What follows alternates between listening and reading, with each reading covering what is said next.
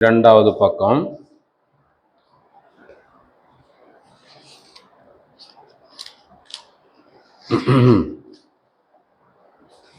YONO தீர்க்கதரிசியின் புஸ்தகம் 1ஆம் அதிகாரம் 10வது வசனத்தை ஒருவர் வாசிக்கலாம்.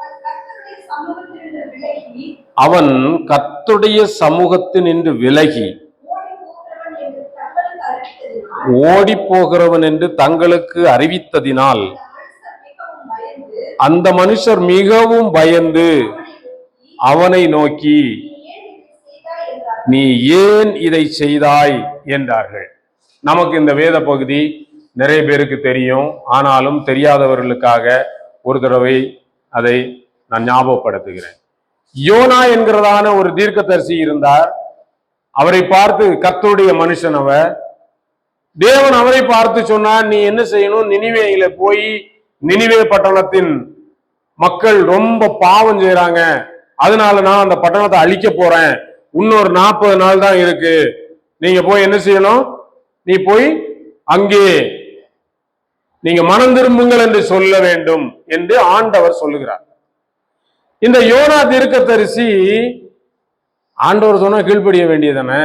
இவர் என்ன பண்ணாரு, என்ன நினைச்சாரோ தெரியல, அவர் அந்த பட்டணத்துக்கு போவதற்கு பதிலாக அவர் எங்க கிளம்பிட்டாரு, இன்னொரு பட்டணத்துக்கு, தர்சீஸ் என்கிறதான ஒரு பட்டணத்துக்கு செல்வதற்கு கப்பலிலே பிரயாணிப்பதற்கான டிக்கெட், நல்ல அது என்ன சொல்லுவாங்க, நல்ல படுக்கை வசதி கொண்ட ஒரு டிக்கெட்டை வாங்கிட்டு கப்பலின் அடித்தளத்துல போய் என்ன செய்யறாரு, தூங்கி கொண்டிருக்கிறார். நல்லா தூக்கம் ஆளு. கப்பல் எங்க போயிட்டு இருக்கு,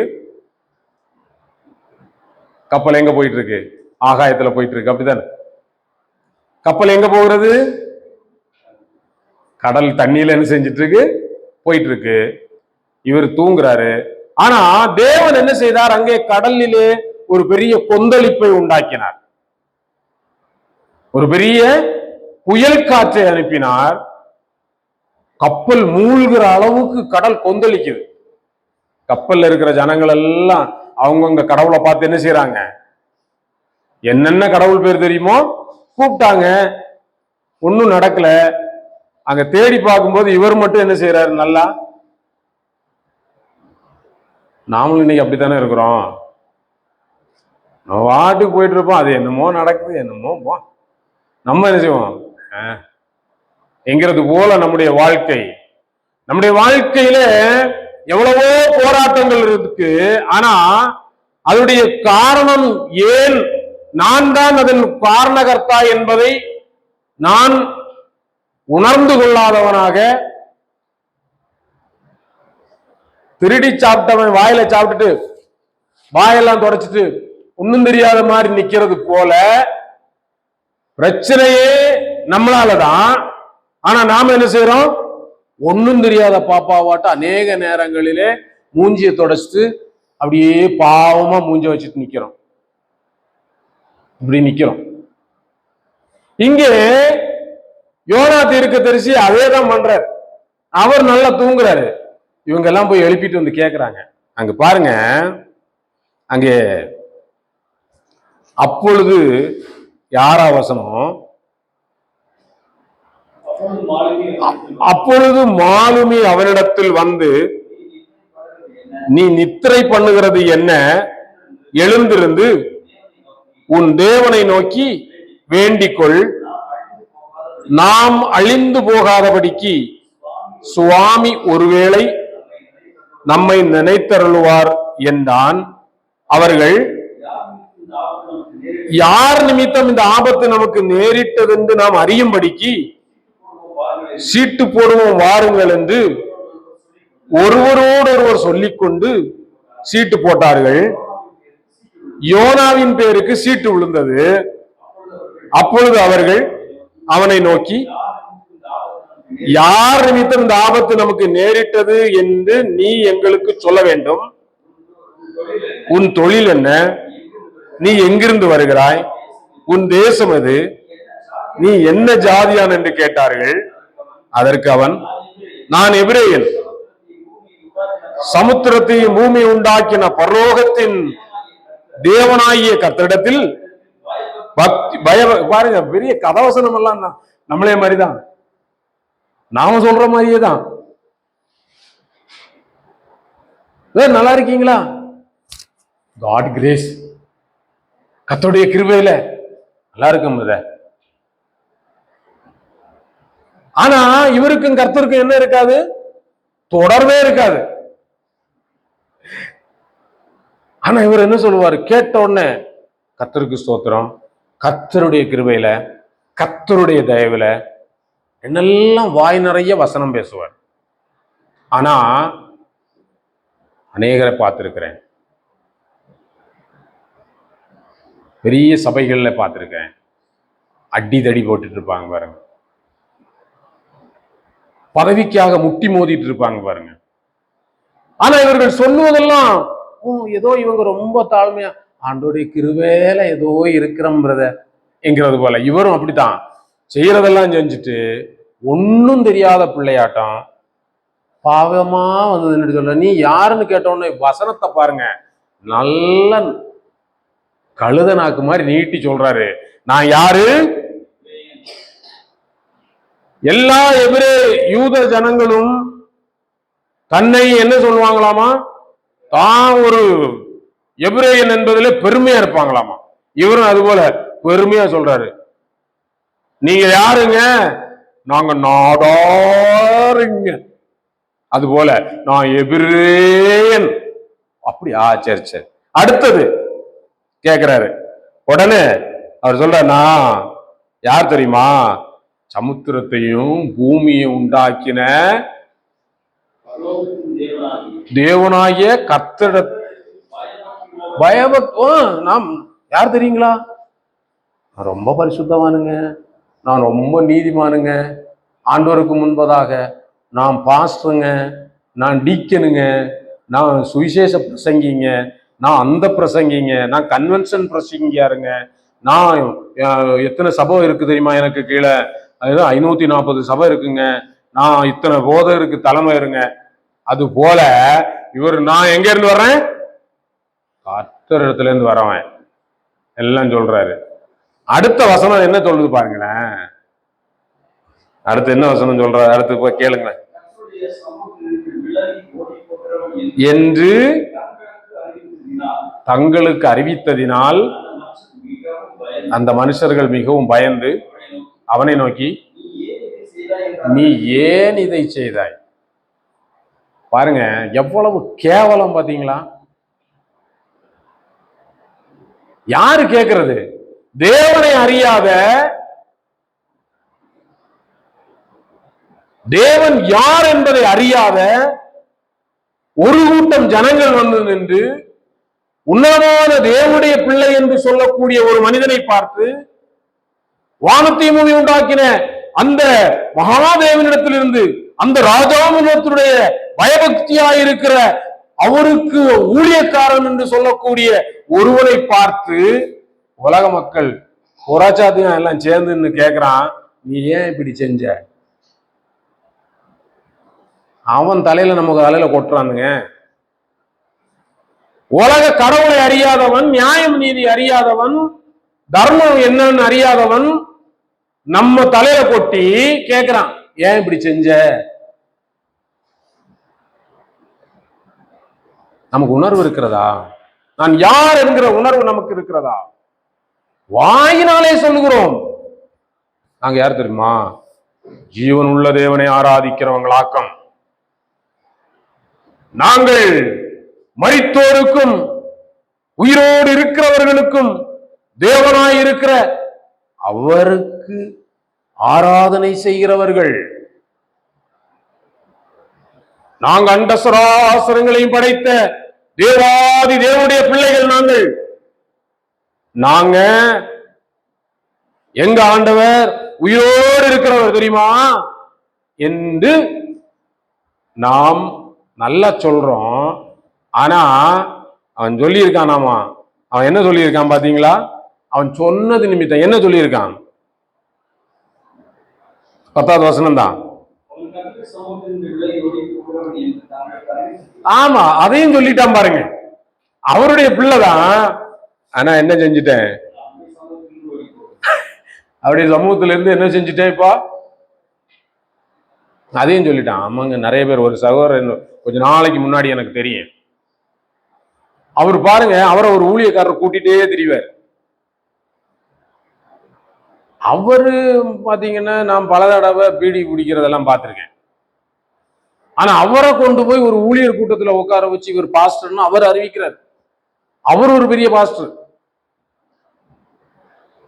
அவரு இவரை பாஸ்டர்னு அறிவிக்கிறார்.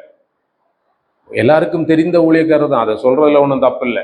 கிதியோன் என்கிறதான ஒரு பெரிய நிறைய எனக்கு போதகர் ஐக்கிய தலைவர்னு எல்லாம் பேர் வச்சிருப்பார். அவரு ஒரு டெய்லரை, அவர் என்ன கொடுத்தாரோ என்னமோ தெரியாது, ஆண்டவருக்கு தான் தெரியும், அவர் பீடி சுப்பிட்டே திரிவார். அவரை கொண்டுட்டு போய் ஊழியர் கூட்டத்துல உட்கார வச்சு இவரு ஊழியக்காரங்கன்னு சொல்றாரு. பாருங்க, நாம் யார் என்கிற உணர்வு நமக்கு இருக்கா? அநேக நேரங்களிலே முட்டா ஜனங்களை கொண்டு நம்ம தலையில கொட்டு வைக்க வேண்டியது தேவையா இருக்கு. பாருங்களேன், நாம் இந்த உலகத்துல எப்படிப்பட்டவர்களாய் நாம் நடக்க தேவன் வாஞ்சிக்கிறார். நாம் எவ்வளவு கௌரவமாய் வாழ தேவன் நம்மை வாஞ்சிக்கிறார். ஆனா நம்முடைய செய்கைகள் எப்படி இருக்கு பாருங்க. மற்றவன் நம்முடைய கேள்வி கேட்கிறவனா, கேள்வி கேட்க வேண்டிய இடத்துல இருக்கிறான். அவன் கேட்கிறான், ஏன்பா ஆண்டவரை விட்டு பின்வாங்கி போயிட்ட? நம்மளே கேட்கிற மாதிரி தான் இருக்கு அநேக நேரங்கள்ல. அப்படியா? ஏன்? ஆனா அவன் தான் சேவிக்கிற கடவுள் விக்கிரகம் என்று அவனுக்கு தெரியும், தான் சேவிக்கிறது ஒரு சிலை என்று அவனுக்கு தெரியும். ஆனால் அதற்கு முன்னாடி பயபக்தியோடு போய் நிற்கிறான். அதற்கு முன்னாடி என்னென்னமோ செய்யறான். அதுக்கு ஜீவன் இல்லை என்பதை அவன் அறிந்திருக்கிறான். அது தனக்கு எந்த நன்மையும் செய்யாது என்பதை அறிந்திருக்கிறான். பாருங்க, ஒரு ஒரு இதுல நான் கேட்டது, ஒரு குழந்தை ஒரு மிருக காட்சி சாலையில போகும்போது அங்க ஒரு சிங்கத்து, அந்த ஒரு பார்க்ல போகும்போது ஒரு சிங்கத்தினாலான ஒரு சிலை அங்க இருந்திருக்கு. இந்த குழந்தை அப்பாவை கூட போகும்போது அந்த சிங்கத்து, அப்பா சிங்கம் அப்படின்னு என்ன செஞ்சிச்சு, பயந்து விலகிச்சாமா. அப்பா சொன்ன, இல்லப்பா அது சிலை, அது கல்லுல செதுக்கின சிலை அப்படின்னு, தொட்டுப்பாரு ஒன்னும் செய்யாது. தொட்டுப்பாச்சா, சரி சரி. மறுநாள் கோயிலுக்கு கூப்பிட்டு போறாரு, அங்க ஒரு பெரிய சிலை இருக்கு. அது முன்னாடி போய் நின்று அவர் சொல்றாரு, சாமி கும்பிடு கும்பிடு. ஏன் கடும்? அப்பா அது என்னப்பா அது? நேத்து நம்ம அங்க பார்த்தது மாதிரி தானே இதுவும்.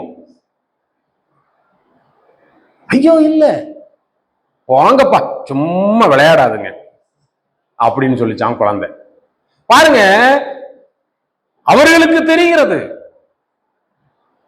ஆனா அவன் அதுக்கு முன்னாடி அவ்வளவு பயபக்தியா நிற்கிறான். ஆனா நமக்கு தெரியுது, நம்முடைய தேவன் இதெல்லாவற்றை விட உயர்ந்தவர், அவர் ஜீவிக்கிறவர், அவர் அண்டசராசரங்களையும் படைத்தவர். அவருக்கு முன்பதாக நான் எப்படி இருக்க வேண்டும்? யோனா என்ன செய்யறான்? விலைக்கு என்ன செய்யறாராமா? ஓடி போகிறாராமா. அவங்க கேட்கிறாங்க, ஏன் இப்படி? கடைசியில் அவரே சொல்றாரு. பாருங்க, ஒரு கப்பல் அமைதியா போயிட்டு இருந்த கப்பல், அந்த கப்பல்ல குழப்பத்துக்கு யாரு காரணங்க? ஆண்டவருடைய ஊழியக்காரன். அப்படியா? பாருங்க, தேவனுடைய பிள்ளைகள் இந்த தேசத்திலே சமாதானத்தை கொண்டு வரக்கூடியவர்கள். தேவனுடைய பிள்ளைகள் எங்கே இருக்கிறார்களோ அங்கே சமாதானம் உண்டு. ஒரு கர்த்தருடைய பிள்ளை, தேவனுக்கு பயப்படுகிற பிள்ளை ஒரு வீட்டுல இருந்தா அந்த வீட்டுல சமாதானம் உண்டு. அந்த வீட்டுல குலுக்கல் அலுங்கல் அப்படியெல்லாம் இல்லை. அங்க சண்டை சச்சரவுகளுக்கு இடம் இல்லை. ஏனென்றால் சமாதானக்காரனர் அங்கே இருக்கிறார். இங்கே சமாதானம் உண்டு பண்ண வேண்டிய நபர் நபரே அங்கே பிரச்சனைக்கு காரணமா இருக்கிறார். அவன் கேட்கிறான், நாங்க உன்னை என்னப்பா செய்யட்டும்? இன்னைக்கு தேசத்திலே சமாதானத்துக்கு யார் காரணமா இருக்கணும்? ஆனா என்ன நடக்குது?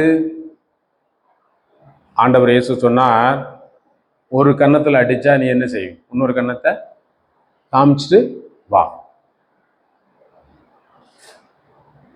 நீங்க பாருங்க, கிறிஸ்தவர்களுடைய தேவனுடைய பிள்ளைகள் எப்படி வாழ வேண்டும், ஆனால் எப்படி இந்த தேசத்திலே நடந்து கொண்டிருக்கிறது. அங்க பாருங்க, அங்கே ஒரு நபரை குறித்து நாம் ஆதியாகமம் 12ஆம் அதிகாரம் 18-19 வசனங்களை வாசிப்போம். 12. அப்பொழுது பார்வோன் ஆபிரகாமை அழைத்து, நீ எனக்கு ஏன் இப்படி செய்த? பாருங்க, ஒரு ஒரு ஒரு ஒரு ராஜா ஒரு மனுஷனை கூப்பிட்டு இப்ப கண்டிக்க வேண்டியதா இருக்கு. நம்முடைய விசுவாசிகளின் தகப்பன், இதெல்லாம் ஏன் வேதம் எழுதி வச்சிருக்கு? அவர் நம்முடைய விசுவாசிகளின் தகப்பன். அங்க என்ன என்ன பாருங்க,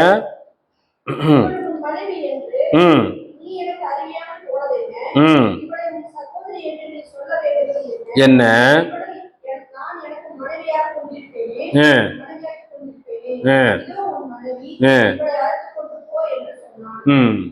பாருங்க, இவர் அங்க ஒரு பொய்ய அப்படியே பரப்பி விட்டார். மனைவியோட தான் போறாரு, கணவன் மனைவியா. ஆனா கேட்கிறவங்கள்ட்ட எல்லாம் என்ன சொல்றாரு? சகோதரி சகோதரி சகோதரி. ஏன் ஏன் சகோதரி என்று சொன்னார்? பாருங்க, பயம். அவருக்கு ஒரு பயம், என்னை கொன்னுடுவாங்க. உன்னதமான தேவன் அவரை அழைத்தார். போற இடம் எங்க என்று தெரியாது, ஆனாலும் தேவனை விசுவாசித்து கிளம்பிட்டாரு. எல்லாத்தையும் விட்டுட்டு எங்க தேவன் கூட்டிட்டு போறார் என்பது அவருக்கு தெரியாது. இவ்வளவு விசுவாசத்தில் இருக்கிற ஒரு நபர் இங்க ஒரு சின்ன காரியம் விசுவாசம் இல்லை. நம்முடைய வாழ்க்கையில எவ்வளோ பெரிய பெரிய காரியங்களை எல்லாம் விசுவாசித்து சாதிச்சிருக்கிறோம். ஆனா சின்ன காரியங்கள்ல நமக்கு விசுவாசம் இருக்காது.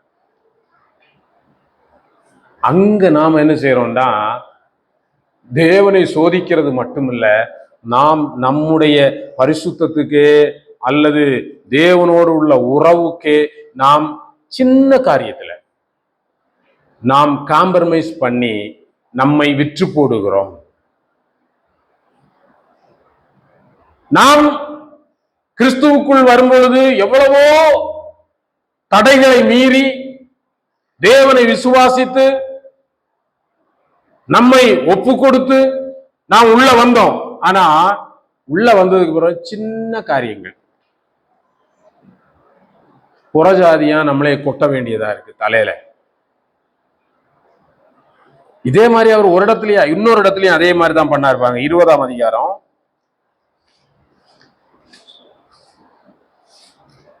9வது வசனத்திலிருந்து. அப்பொழுது அபிமெலேக்கு ஆபிரகாமை அழைப்பித்து, நீ எங்களுக்கு என்ன காரியம் செய்தாய்? நீ என் மேலும் என் ராஜ்யத்தின் மேலும் கொடிய பாவம் சுமர பண்ணுவதற்கு, பாருங்க என்ன கண்டிப்பு பாத்தீங்களா? ஒன்னால இப்ப பெரிய இடைஞ்சல் என் ராஜ்யத்துக்கு வந்த பாத்துச்சேப்பா. நாம் இன்னைக்கு எப்படி இருக்கிறோம்? குடும்பத்துல, நம்முடைய அதிகாரக்குட்பட்ட இடங்களிலே, நாம் வேலை செய்கிற இடங்களிலே, நாம் தேவனுடைய பிள்ளை, என்னால் அங்க எதுவும் சலசலப்பு வரக்கூடாது, என் நிமித்தமா எந்த பிரச்சனையும் வந்துடக்கூடாது. நான் கவனமா இருக்கணும். என்னுடைய வார்த்தைகள், என்னுடைய செயல்பாடுகள் யோக்கியமா இருக்கணும் நினைக்கிறோமா? நம்மை யார் என்று நாம் உணர்ந்து கொண்டால் நலமாயிருக்கும். நாம் பெரிய பெரிய காரியங்களை சாதித்து விட்டு ஒரு செத்த தைலக்காரனுடைய தைலம் முழுவதையும் கெட்டு நாரி போக பண்ணும் என்று நீதிமொழிகளிலே வாசிக்கிறோம். ஒரே ஒரு செத்தை தைலம் அவ்வளவு சிரமப்பட்டு தயாரிச்சிருக்கிறோம். ரட்சிப்பை அவ்வளவு சிரமத்தோடு நாம் பெற்றிருக்கிறோம், அர்ப்பணித்து பெற்றிருக்கிறோம். எதிர்ப்புகளை மீறி ரட்சிப்பின் அனுபவத்திற்குள்ளே வந்திருக்கிறோம். தேவனுடைய பிள்ளை என்கிற இடத்துக்கு வந்திருக்கிறோம். ஆனா அற்பமான காரியங்கள்ல, சொற்பமான காரியங்களிலே நாம் தேவனை விசுவாசிக்க முடியாமல் போய்விடுகிறது. சரி, இது என்ன காரணம் பாருங்க. இதை தொடர்ந்து அங்கே 26ஆம் அதிகாரத்திலும், ஆதியாகமத்துல 26ஆம் அதிகாரம் 8-9 வசனங்களை படிங்க.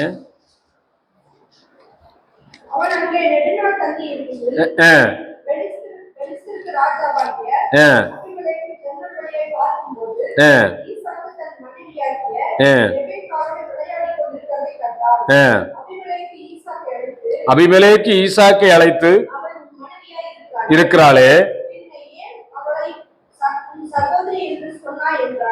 பாருங்க, பாருங்க, இது கண்டுபிடி கம்பாங்கழுதுன்னுபாங்க.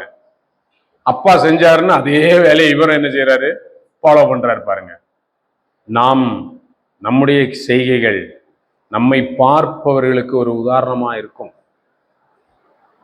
நாம் செய்யக்கூடியதே மற்றவர்கள் ஃபாலோ பண்ணுவாங்க. அது குடும்பமா இருக்கலாம், வேலை ஸ்தலமா இருக்கலாம், அல்லது சபையாக இருக்கலாம். எங்கோ நாம் உணர்வுள்ள பிள்ளைகளாக இருக்க வேண்டும். நாம் தேவனுடைய பிள்ளைகளாக இருக்கிறோம். ஒரு உலகத்தான் நம்ம தலையில கொட்டுற மாதிரி, காலை பிடிச்சு முறுக்கிற மாதிரி நாம் என்ன செய்யக்கூடாது. நாம் உத்தரவாதம் உள்ள ஒரு சந்ததி. நாம் இந்த தேசத்திலே உத்தரவாதம் உள்ள ஒரு மக்கள். நாம் அநேக நேரங்களிலே கிறிஸ்தவர்கள் என்று சொல்லிக் கொள்ளுகிறவர்கள் பொது இடங்களிலே எப்படி நடந்து கொள்கிறோம்? மற்ற மனிதனுக்கும் கிறிஸ்தவனுக்கும் வித்தியாசமே இல்லை. என்ன செய்யறான்? பொரிய சாப்பிடுறான், பேப்பரை தூக்கி என்ன செய்யறான்? தெருவில் யாரோ நம்மளை பார்த்து கூட்ட வேண்டிய அறிவு இருக்கு அவங்களுக்கு? தூக்கி இப்படி வீசிட்டு போறீங்களே. ரோட்ல போறோம், உண்மைக்குள்ள சர்ன்னு பூந்துடுறோம். போலீஸ்காரர் கூப்பிட்டு பொட்டு வச்சு ஏயா கேட்க வேண்டியதா இருக்கு. ஹெல்மெட் போடாம போயிடுறோம். அவர் கூப்பிட்டு நம்ம காதை பிடிச்சி திரும்பி ஹெல்மெட் போடணும் என்ன அப்படின்னு சொல்ல வேண்டியதா இருக்கு. உலக மனுஷன் நமக்கு அறிவு சொல்ல வேண்டிய இடத்துல நாம் இன்றைக்கு மாறி போயிருக்கிறோம். காரணம் என்ன? நான் யார் என்பதை நான் உணரவில்லை.